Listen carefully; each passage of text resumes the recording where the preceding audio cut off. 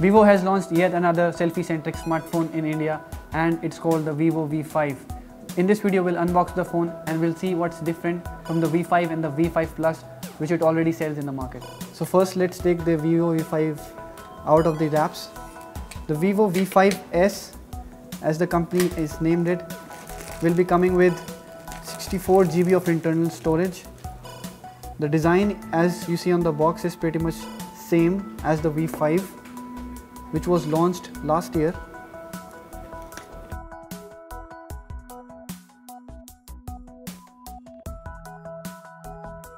So this is the phone.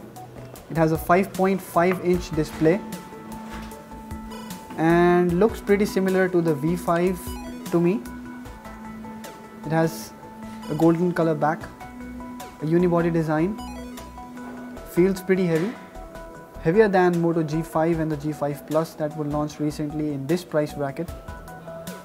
There is a fingerprint sensor at the front, and this is the design that Vivo follows in all of its smartphones. It's not a button, but it has a haptic feedback, so when you touch it, it will vibrate. Let's turn on the phone and check the other box contents, and we'll come back to the phone.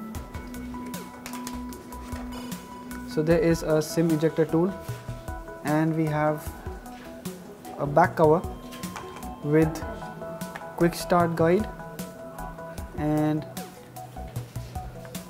warranty information. So the back cover is transparent, so the design of the phone, or maybe the color, will be visible when you snap it on. Next thing is a cable and a travel adapter with an output current of 2 amperes, so it is a fast charger. The earphones, which are not exactly in-ear type. Now let's take a look at the design, which feels very similar to the V5, but it does have a different antenna line structure at the back.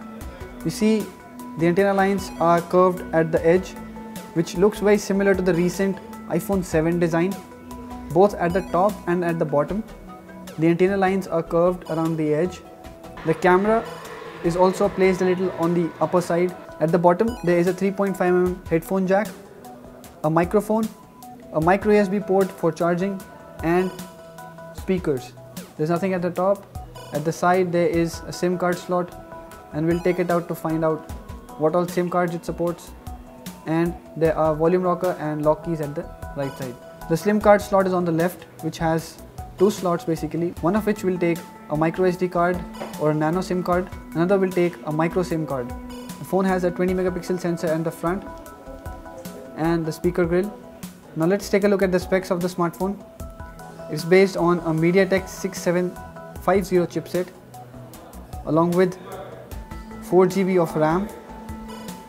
The display size is 5.5 inches, but it has a resolution of 720p, which is not very good at this price. Most of the phones below 10,000 range also have this resolution. The front camera has a 20 megapixel sensor, while the rear camera has a 13 megapixel sensor. Coming to the Android version, the phone runs Android 6.0 Marshmallow, straight out of the box of course, but we think we'll get an upgrade, or maybe not. The phone has 4 GB of RAM and 64 GB of internal storage, out of which 53 GB is available for user. Coming to the battery, the phone has a reported capacity of 3900 mAh. So the interface used by Vivo over the Android is very similar to the Apple's iOS, and we have written about this in our reviews as well. So same goes for the Vivo V5s also. But what's best about the Vivo V5s is its front camera, which has a 20 megapixel sensor.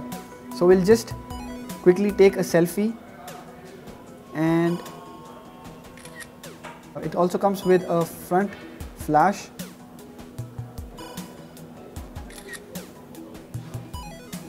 So as you see, it does take a lot of time for the phone to click and register the photo before it appears in the gallery, and only then you can check it.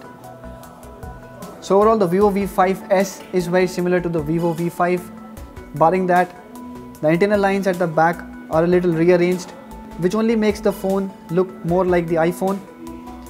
Also, it has an internal storage of 64 GB, which is double from the previous 32 GB. But otherwise, everything is exactly similar to the Vivo V5.